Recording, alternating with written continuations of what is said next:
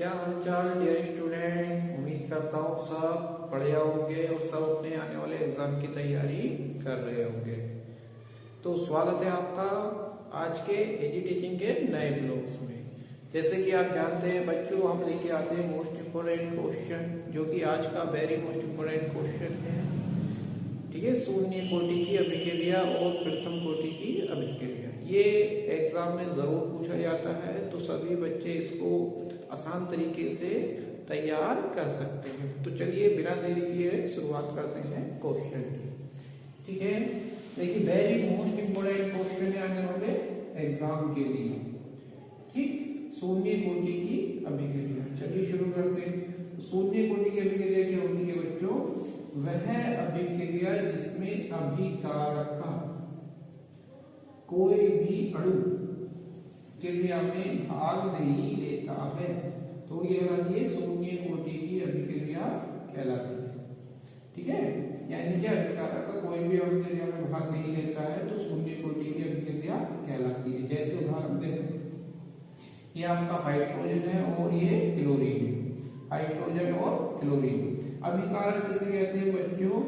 जो एरो से पहले तत्व होते हैं वो सारे के सारे क्या कहलाते हैं? अभिकारक कहलाते हैं। जैसे हाइड्रोजन अभिकारक है, Cl अभिकारक है। तो ये दोनों जो है अपने आप में मिला के Cl नहीं बना रहे जब तक इनमें क्या होगा? सूर्य का प्रकाश नहीं पड़ेगा। तो ये अणु जो है आपस में नहीं मिल पा रहे, लेकिन सूर्य का प्रकाश जैसे ही इन पर पड़ता है तो ये अणु जो होते सक्रिय हो जाते हैं और जिससे मिला के ये बना देते हैं 2HCl बना देते हैं। तो इसका मतलब ये हुआ कि हाइड्रोजन का तो कोई भाग नहीं दे रहा और Cl का भी कोई अणु भाग नहीं दे रहा। इस वजह से ये क्या कहलाएगी? शून्य कोटि की अभिक्रिया कहलाएगी।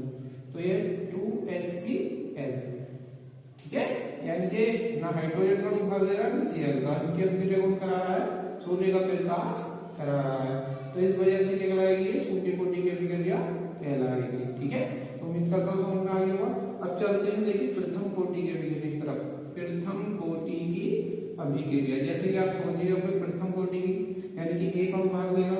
चलिए शुरू करते हैं। वह अभिक्रिया जिसमें अभिकारक का एक अणु, वह अभिक्रिया जिसमें अभिकारक का एक अणु क्रिया में भाग लेता है तो क्या कहलाती है? वो प्रथम कोटि की अभिक्रिया कहलाती है। ठीक है, यानी कि क्रिया में एक अणु भाग लेगा अभिकारक का तो क्या कहलाएगी? प्रथम कोटि की अभिक्रिया कहलाएगी। जैसे उदाहरण देखें, ये आपका है शुगर यानी कि चीनी, शक्कर, C12H22 हो गया और ये है H2O। इसमें क्या है? HCl की उपस्थिति में क्या बनाएगा? ये ग्लूकोज और फ्रक्टोज बनाएगा। अब इसमें जो है देखो ये चीनी का एक अणु भाग दे रहा है, यानी ये पूरा फॉर्मूला चीनी का है, शक्कर का है, और इसके आगे कितने अणु है? एक अणु। ठीक है, अगर मैं यहाँ पे 2 लगा दूंगा तो इसके 2 अणु हो जाएंगे। अब फिलहाल नहीं है तो एक अणु। अब ये चलते अणु जो है इनको हम भाग लेने वाले अणु नहीं मानते। ठीक है, इनको हम भाग लेने वाले अणु नहीं मानते। तो बचा क्या हमारा? चीनी का अणु बचा, तो ये एक अणु बचा। ठीक है, तो इसी अणु की वजह से क्या कहलाएगी? प्रथम कोटि की अभिक्रिया कहलाएगी। ठीक है, प्रथम कोटि की अभिक्रिया कहलाएगी। ठीक, यानी कि जल आएगा तो वो अणु क्रिया में भाग नहीं लेते, यानी जल के अणु क्रिया में भाग नहीं लेते।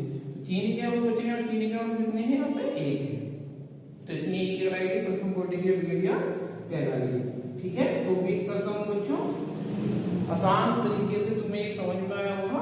तो बच्चों अगर ये समझ में आई परिभाषा तो कैसा लगा? तो चैनल को लाइक सब्सक्राइब जरूर करें। Thank for watching this video. लगे रहें अपने एग्जाम की तैयारी।